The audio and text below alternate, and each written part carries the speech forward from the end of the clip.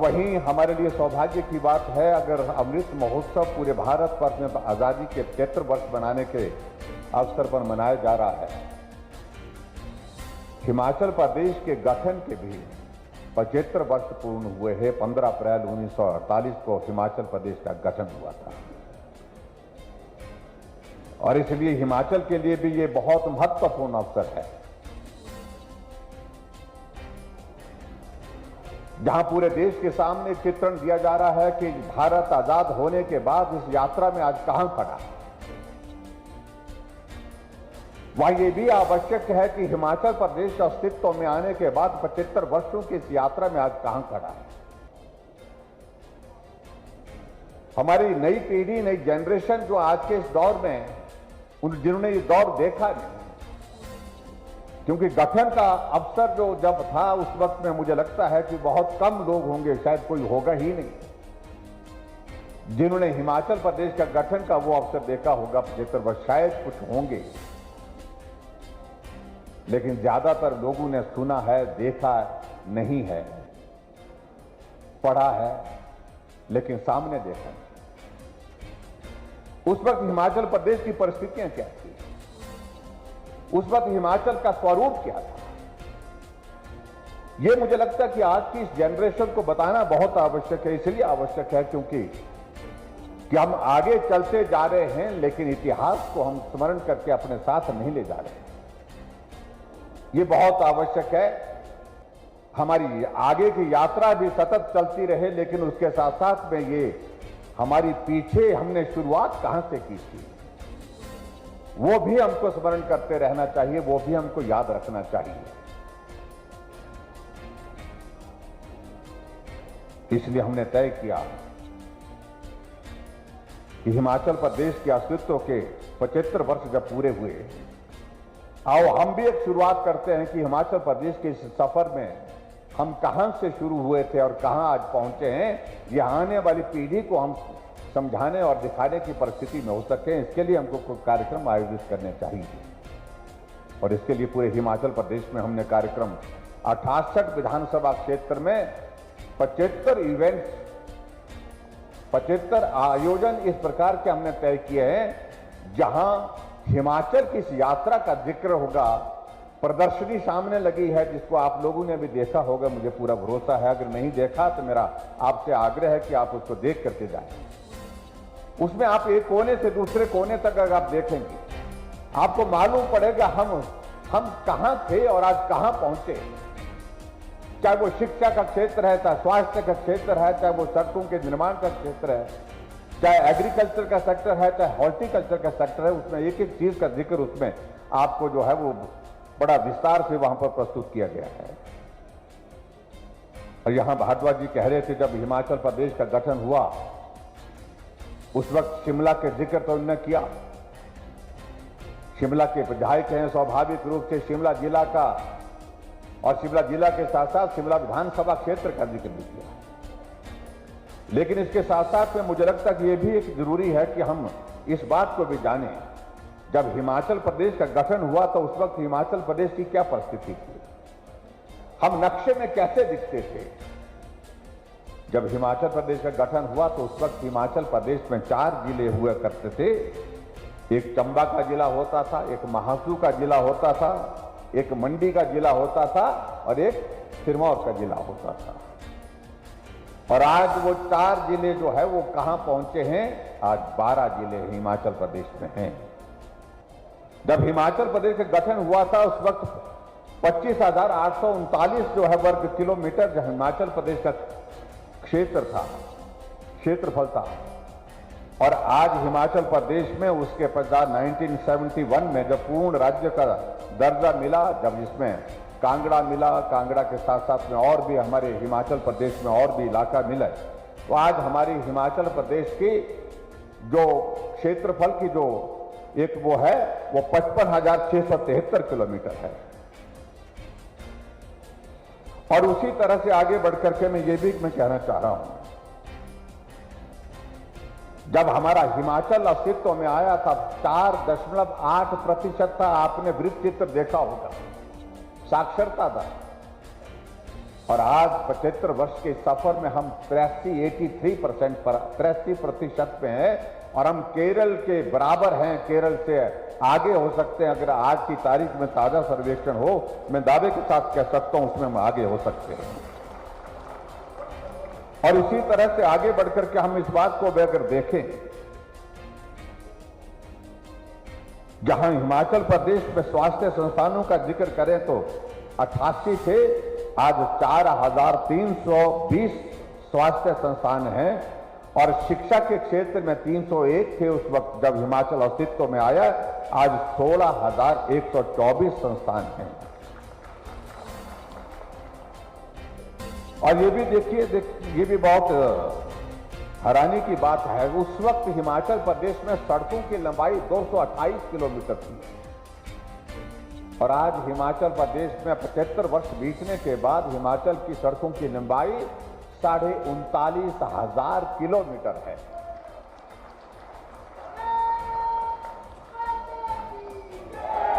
बहुत सारी चीजों का जिक्र करेंगे तो बहुत उसमें वक्त लगेगा। मैं आप सबके बीच में ये जरूर कहना चाहता हूं कि हिमाचल प्रदेश ने अलग अलग परिस्थितियों में उस वक्त जो है आगे बढ़ते हुए आज के इस दौर में जिस तरह से सफलता हासिल की है हर क्षेत्र में आगे बढ़कर के अपनी पहचान बनाने के लिए, उसके लिए हमने एक बात को लेकर के बड़ा स्पष्ट कहा है। भले ही लोग बहुत सारी बातें कहेंगे, कई लोग श्रेय लेने की कोशिश करेंगे और स्वाभाविक रूप से जो अलग अलग समय में नेतृत्व रहा इस प्रदेश में उनका भी योगदान है। इसलिए आपने देखा होगा जो है यहां हमने वृत्त चित्र आपके समक्ष प्रस्तुत किया, उसमें सभी जो आज से पहले जो मुख्यमंत्री हिमाचल प्रदेश में रहे हैं उनका आपने जिक्र सुना होगा, उनका आपने चेहरा भी देखा होगा। लेकिन मैं इससे हट करके ये भी बात कहना चाहता हूं, जहां नेतृत्व में अपनी भूमिका निभाई होगी उससे ज्यादा महत्वपूर्ण हिमाचल प्रदेश में हिमाचल प्रदेश के मेहनतकश लोगों ने, हिमाचल प्रदेश की जनता ने जिस प्रकार से इस हिमाचल को आगे बढ़ाने में अपनी भूमिका निभाई है, इसलिए हमने कहा कि 75 वर्ष के सफर में अगर ये यात्रा का श्रेय जहां जिस मुकाम पर जिस मंजिल पर हम पहुंचे हैं उसमें सबसे ज्यादा अगर योगदान किसी का है तो वो हिमाचल प्रदेश की जनता का है। इसलिए इस तमाम श्रेय, सारा का सारा श्रेय अगर किसी को जाता है तो हिमाचल प्रदेश की जनता को जाता है। हिमाचल प्रदेश की जनता, चाहे वो मजदूर है, चाहे वो शिक्षा के क्षेत्र में काम करने वाला अध्यापक है, चाहे वो इंजीनियर है, डॉक्टर है, चाहे महिला है, चाहे पुरुष है, सब लोगों ने काम किया और इसलिए ये श्रेय सबको जाता है, हिमाचल वासियों को जाता है। इस बात को मैं बड़ा स्पष्ट करना चाहता हूं कि हिमाचल प्रदेश में हमको इस बात को सुनिश्चित करना चाहिए कि अगर ये 73 वर्ष की यात्रा का अगर श्रेय जाता तो हिमाचल प्रदेश की जनता को जाता है। भाई और बहनों, जहां अभी अगर प्रदर्शन में आप देखेंगे, मैं अभी याद जिक्र भी कर रहा था, मैं चंबा गया था जहां से हमने इस कार्यक्रम की शुरुआत की। आप कल्पना कर सकते हैं कि 1948 का वो चित्र भी देखने को मिला पांगी के इलाके में, जहां नीचे से नदी बह रही है और नदी के ऊपर पुल जो है वो घास का बांध करके, घास की वो रस्सी बना करके वो पुल जिसके ऊपर से लोग जा रहे, उसका चित्र देख करके हमको आप कल्पना कर सकते हैं कि उस दौर की जिंदगी कैसी थी। आप कल्पना कर सकते हैं कि उस दौर का आपने भी थोड़ी झलक देखी होगी यहां पर वृत्त चित्र में। वहां उसमें यह भी दिखाया गया है कि रावी को पार करने के लिए, नदी को पार करने के लिए किस प्रकार से भैंस की खाल में हवा भर करके उसको बांधा जाता था और उसका सहारा लेकर के आदमी नदी को तैर करके पार करता था। कल्पना करिए कितनी कठिन जिंदगी थी वो। और आज हमारे लिए ये भी प्रसन्नता का विषय है कि हिमाचल निर्माता डॉक्टर यशवंत सिंह परमार जी की भी आज जयंती है। और जिस प्रकार से मैंने कहा कि उस वक्त हिमाचल प्रदेश में गठन के बाद सबसे बड़ी चुनौती विकास को गांव तक पहुंचाना, सुविधाओं को, मूलभूत सुविधाओं को गांव तक पहुंचाना, ये सबसे बड़ी चुनौती थी। पीने के पानी की कमी थी, पानी था लेकिन घर तक नहीं पहुंचता था, गांव तक नहीं पहुंचता था। गांव के लोग पानी उठाने के लिए, पानी लाने के लिए दूर तक यात्रा करते थे। डॉक्टर वाईएस परमार जब मुख्यमंत्री बनने के बाद दिल्ली प्लानिंग की बैठक में गए तो प्लानिंग की बैठक में नए राज्य होने के नाते उनसे पूछा गया कि आप हिमाचल प्रदेश के लिए अपनी प्राथमिकताएं, 3 प्राथमिकताएं बताइए जिसके आधार पर हम कुछ हिमाचल के लिए विशेष मदद करने की स्थिति में हों। उन्होंने एक शब्द में कहा कि मुझे हिमाचल प्रदेश के लिए सड़क, सड़क, सड़क और सिर्फ सड़क चाहिए। इसलिए उन्होंने कहा कि गांव में अगर पहुंचना है, विकास को अगर पहुंचाना है, सबसे पहले मूलभूत आवश्यकता सड़कों की है। और मैं समझता हूं इस बात को, इस भाव को अगर सही मायने में अगर समझा, उसके पश्चात वो हमारे देश के पूर्व में प्रधानमंत्री रहे अटल बिहारी वाजपेयी जी, उन्होंने इस भाव को समझा। और आज हम हिमाचल प्रदेश में हम देख रहे हैं कि जहां 39,500 से का ज्यादा किलोमीटर सड़क जो है हिमाचल प्रदेश में बनी है, उसमें 51% जो है योगदान प्रधानमंत्री ग्राम सड़क योजना का है, जिस योजना को अटल बिहारी वाजपेयी जी ने शुरू किया। अटल जी अपने भाषण में उस वक्त कहा था कि मैं राज्य की परिस्थितियों को बहुत बेहतर ढंग से समझता हूं।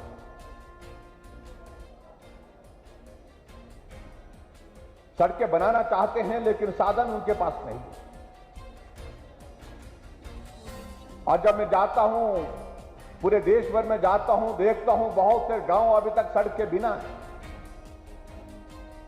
और उन्होंने कहा यह संभव नहीं है, तब तक लिए संभव नहीं हो सकता जब तक केंद्र मदद न करे प्रदेश सरकार के लिए सड़कें बढ़ाने के लिए।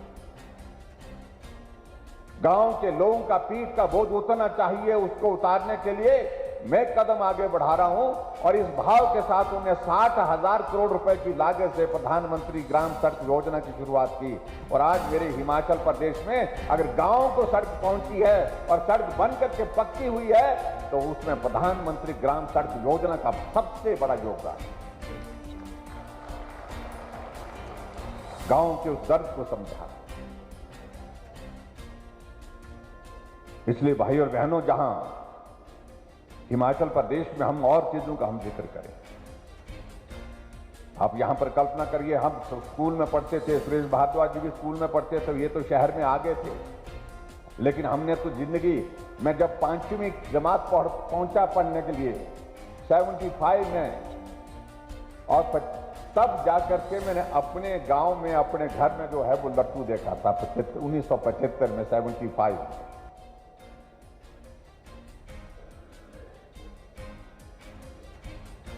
तब जाकर के बिजली आई।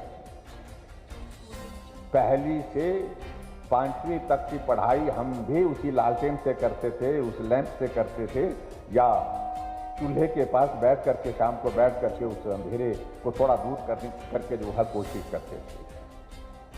अब स्कूलों की परिस्थितियां क्या थी, उन सारी चीजों को बताने की आवश्यकता नहीं है। मुझे लगता है कि आप सारी चीजों को समझते हैं। कहां जाकर के रोहडू से शिमला पहुंचना,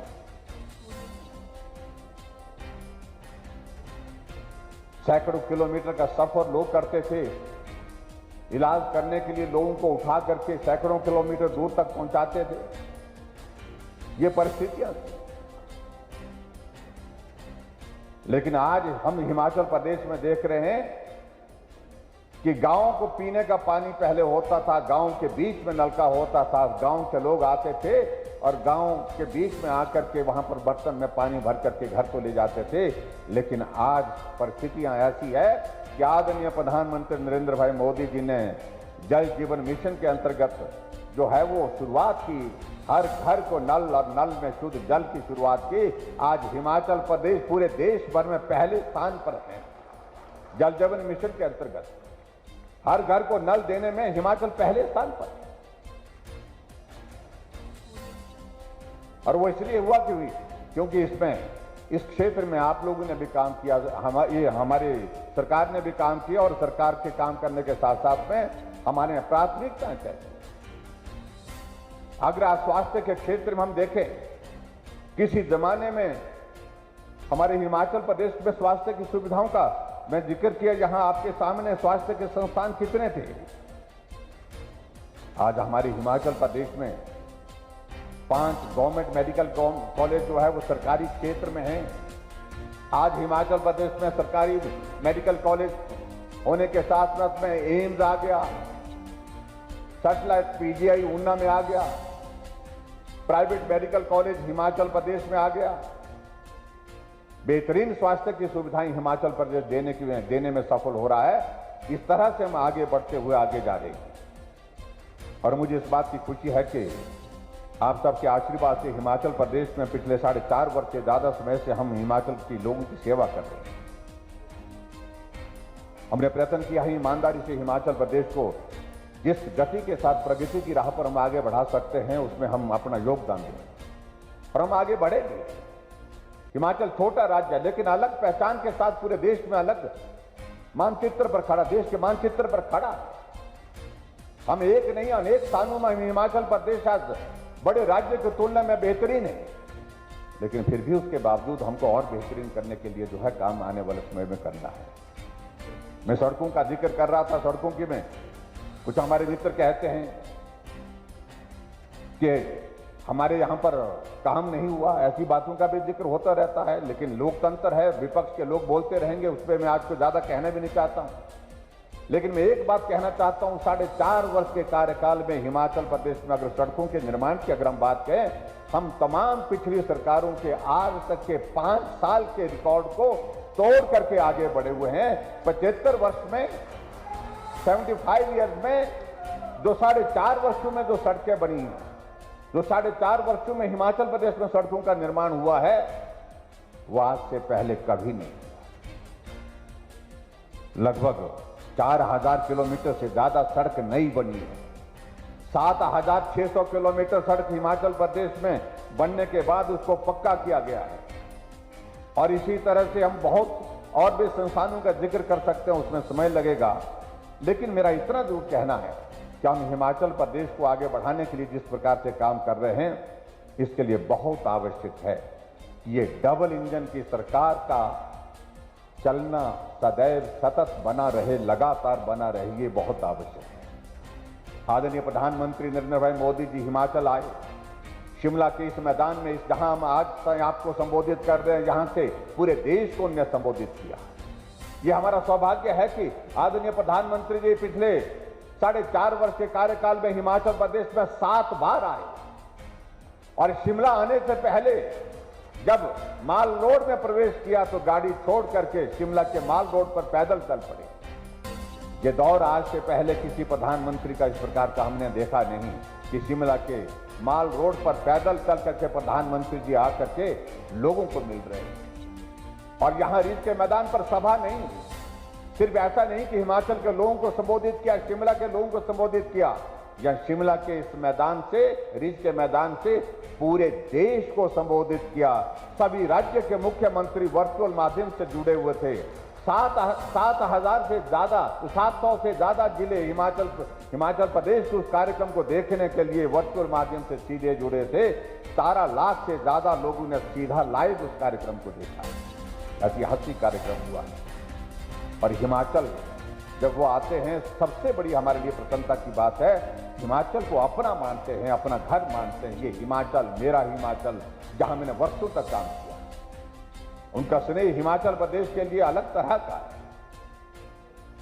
और हिमाचल के लोगों का स्नेह भी उनके लिए अलग तरह का है। और उसी तरह से आप लोगों ने इस बात को भी देखा, आदरणीय प्रधानमंत्री उसके कुछ दिन बाद, शिमला के कार्यक्रम के कुछ दिन बाद धर्मशाला आए और धर्मशाला में भी 1 दिन नहीं 2 दिन रुके। ये हमारे लिए गर्व की बात है जिस प्रकार से हिमाचल के साथ वो भावनात्मक दृष्टि से जुड़े हुए। और ऐसे में मैं एक बार आदरणीय प्रधानमंत्री जी का आभार व्यक्त करना चाहूंगा। कोविड के संकट के बावजूद भी हिमाचल प्रदेश को उन्होंने विशेष मदद की। पहले हमको हिमाचल प्रदेश के लिए पैसा मिलता था, रेशो 50-50, 50-50 होती थी। 50 प्रदेश खर्च करेगा, 50 केंद्र करेगा। कुछ जगह 50 के बदले 60-40 था। लेकिन नरेंद्र भाई मोदी जी ने कहा कि हिमाचल की अलग तरह की परिस्थिति है, ऐसी परिस्थितियों में हमको हिमाचल के लिए विशेष मदद करनी चाहिए और विशेष मदद के लिए बहुत आवश्यक है कि हम हिमाचल प्रदेश के लिए एक चीज को सुनिश्चित करें कि हिमाचल 10% देगा और हम केंद्र से 90% मदद करेंगे। ऐसी सरकार आदरणीय प्रधानमंत्री जी के नेतृत्व में केंद्र में चल रही तो हिमाचल का विशेष ध्यान रखती है। और ऐसी परिस्थिति में हमको इस बात को सुनिश्चित करना कि हम केंद्र में नरेंद्र भाई मोदी जी को कैसे मजबूत कर सकते हैं।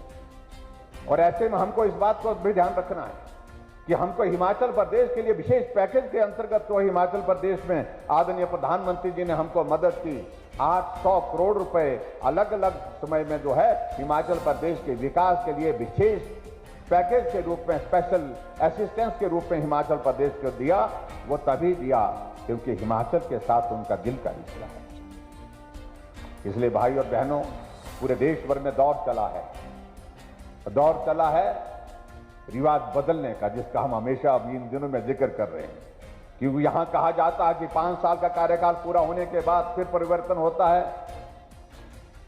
यही बात उत्तराखंड में कही थी, ये बात उत्तर प्रदेश में कही थी, यही बात मणिपुर में कहने लगे थे, यही बात हरियाणा का जब चुनाव हुआ था तब कहने लगे थे। लेकिन मैं आज ये जरूर कहना चाहता हूं, उत्तराखंड और उत्तर प्रदेश से साफ संदेश हुआ है कि अब वो पहला दौर था, अब रिवाज बदल रहा है। तो हिमाचल प्रदेश में भी हमको रिवाज बदलना चाहिए, उसके लिए हमको नए सिरे से शुरुआत करनी चाहिए।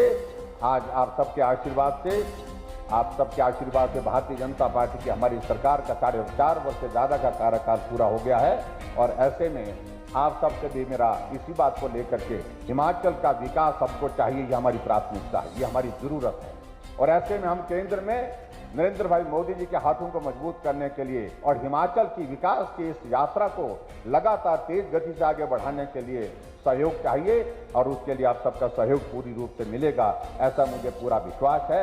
इसी बात के साथ में आज के इस कार्यक्रम में एक बार फिर से आपको हमारे हिमाचल प्रदेश के गठन के 75 वर्ष पूरे होने पर आप सबको जहां बधाई देता हूं। इस यात्रा में हम आगे और अपना योगदान दे, अपना कंट्रीब्यूशन दे, उसके लिए आप सबसे मेरा यही निवेदन है, आओ मिलकर के साथ चलें और हिमाचल प्रदेश में विकास को गति देने के लिए नरेंद्र भाई मोदी जी के नेतृत्व में जिस प्रकार देश आगे बढ़ रहा है और उनके आशीर्वाद से हिमाचल देवभूमि भी आगे बढ़े, उसको सुनिश्चित करने के लिए हम सब काम करेंगे। इतनी बात कहते हुए आप सबका बहुत बहुत धन्यवाद। नमस्कार, जय हिंद।